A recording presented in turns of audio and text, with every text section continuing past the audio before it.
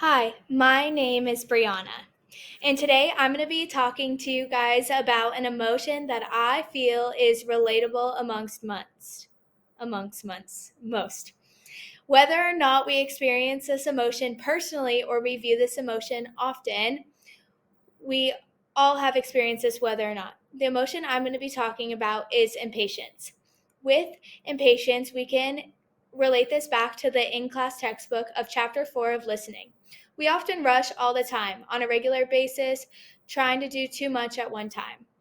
Whether that is driving to a location, trying to get something done before a certain time, or even having too much on our plate. All of these have an effect.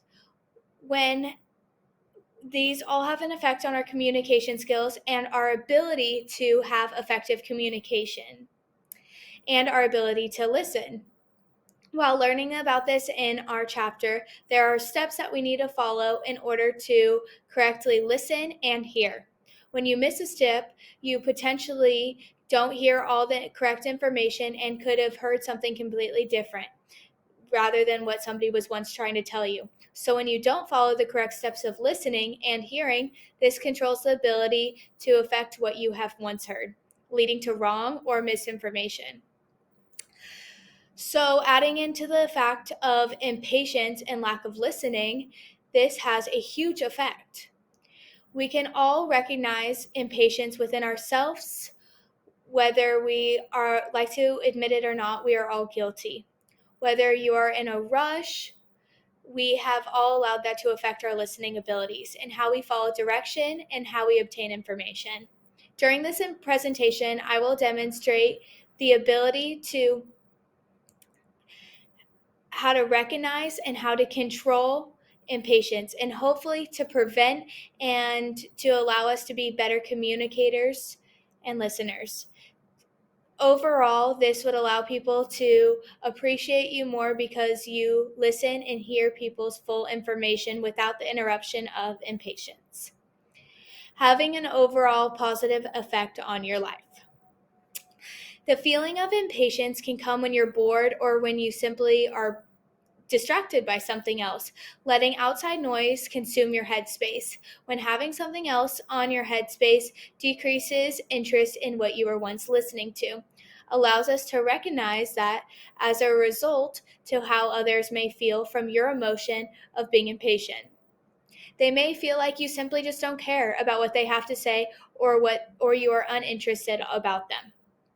Based on your emotion taking over your ability to function in communication and understand what they are talking about. Having the ability to control impatience is very hard and does take work and exercise to achieve.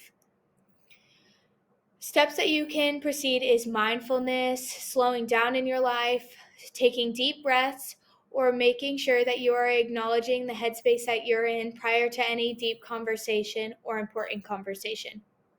This is allowing yourself to prevent impatience and having the ability to stop and live in the moment directly.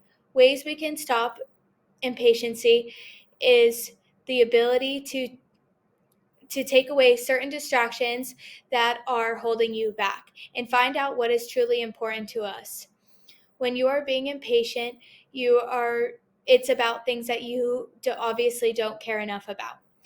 In this presentation, we have been able to understand how impatience affects us, recognize impatience, and strategies to control and prevent impatience. Overall, within this presentation from all three of us, in all of these videos, you have learned 3 different types of emotions and how they affect communication from our textbook.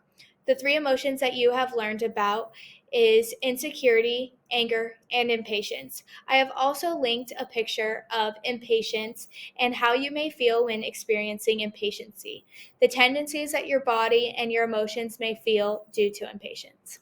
Thank you guys.